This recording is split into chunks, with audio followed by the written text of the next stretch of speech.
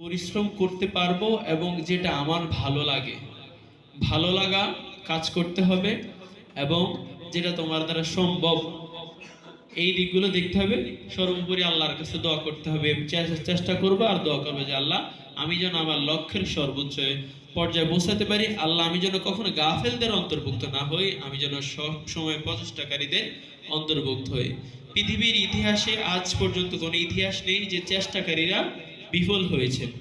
যারা চেষ্টা করেছেন তারা অযোগ্য বা দুর্বল মেধা হওয়া সত্ত্বেও আল্লাহ তাআলা তাদেরকে অনেক অনেক সম্মানিত করেছেন।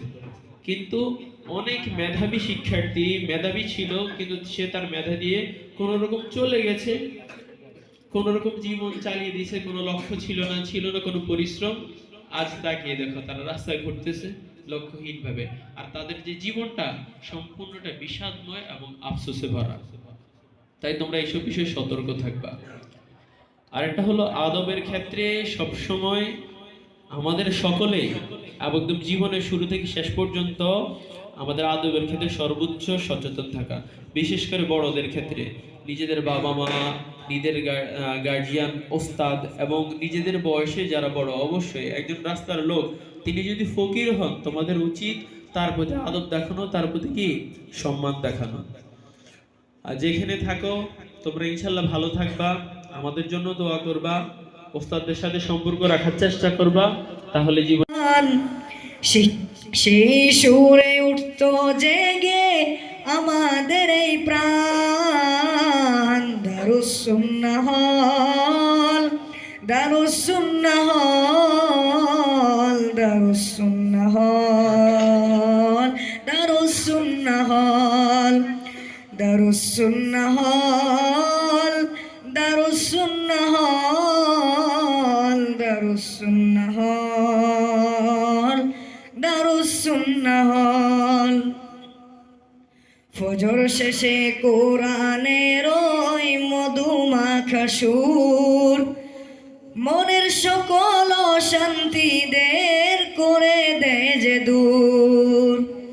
ফজর শেষে কোরআনের ওই মধুমাখা সুর মনের সকল অশান্তি দের করে দেয় যে দূর।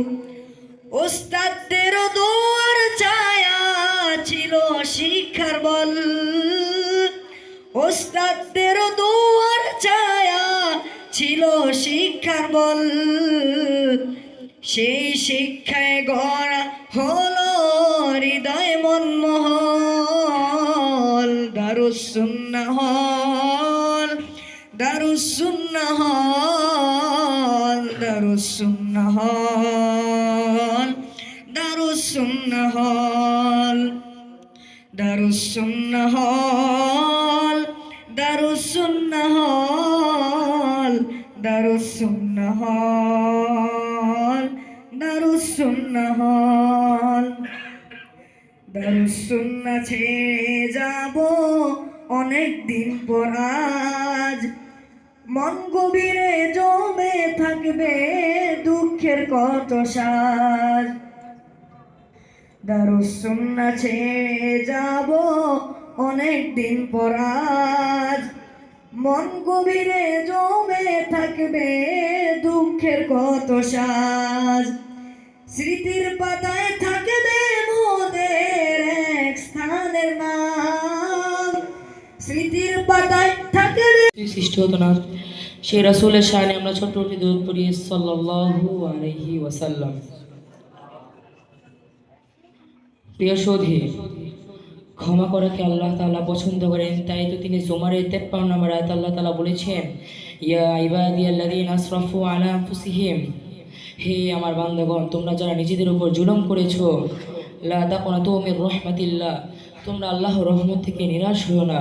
ইন্নাল্লাহা ইয়াগফিরু যুনুবা জামিআ, নিশ্চয়ই তিনি তো ক্ষমা করে দিবেন। ইন্নাহু হুয়াল গফুরুর রহিম, তিনি তো ক্ষমাশীল ও পরম দয়ালু। হযরত আব্দুল্লাহ ইবনে মাসউদ রাদিয়াল্লাহু তাআলা আনহু থেকে বর্ণিত, তিনি বললেন রাসূল করিম সাল্লাল্লাহু আলাইহি ওয়াসাল্লাম বলেছেন, তওবাকারী ওই ব্যক্তির ন্যায় যার কোনো গুনাহ নেই। প্রিয় সুধী, একজন নারী কিভাবে তওবা করে তার নিজেকে পরিশুদ্ধ করে নিয়েছিলেন তার একটি জ্বলন্ত ঘটনা। সে ছিল গামেদিয়া গোত্রের একটি নিরক্ষর কাহিনী। সে থাকতো আশপরা গায়ের। সে একদিন শয়তানের ফাঁদে পড়ে লোকচক্ষুর অন্তরালে একটি পাপে জড়িয়ে পড়ল। কেউ যায়নি, কেউ দেখিনি, কিন্তু আল্লাহ তো জানেন। সে খেতে বসলে খাওয়ার বলে তুমি তো অপবিত্র, তুমি তো নাপাক। সে পানি খেতে বসলে পানি বলে তুমি তো অপবিত্র, তোমাকে নাপাক। তোমাকে তো পবিত্র হতেই হবে। সে কি করবে? সে রসুল করিম সাল্লাল্লাহু আলাইহি ওয়াসাল্লামের দরবারে হাজির হলো। বলল, ইয়া রাসূলুল্লাহ, আমাকে শাস্তি দিন, আমাকে পবিত্র করে দিন। সে রসুল করিম সাল্লাল্লাহু আলাইহি ওয়াসাল্লাম বললেন, তুমি না হয় পাপ করেছো, তোমার গর্ভে যে সন্তানটি সে তার কি অপরাধ? সে আগে ভূমিষ্ঠ হয়ে নিক, তারপর দেখা যাবে। কিছুদিন পর রসুল করিম সাল্লাল্লাহু আলাইহি ওয়াসাল্লাম দরবারে সে আবার হাজির হলো। বলল, ইয়া রাসূলুল্লাহ, আমরা সবাই বেশি দিন থাকতে পারি না, সবাইকে সব জায়গা থেকে একদিন বিদায় নিতেই হবে।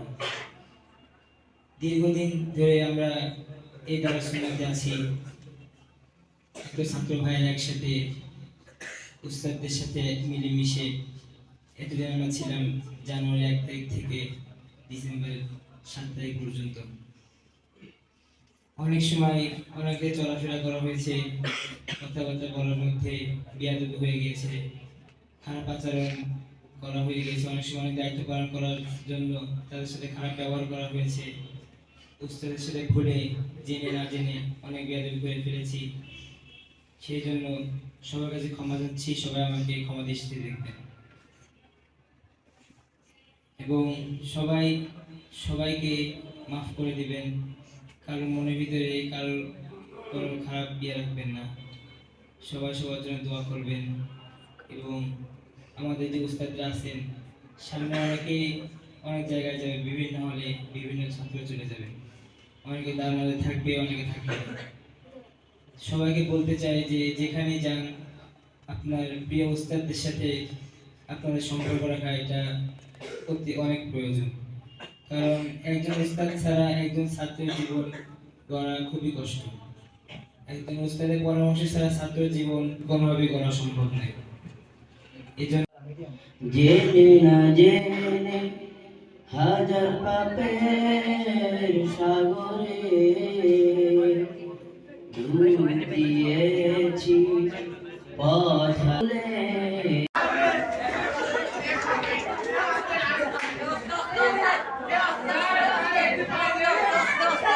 রুমে নিয়ে যাও।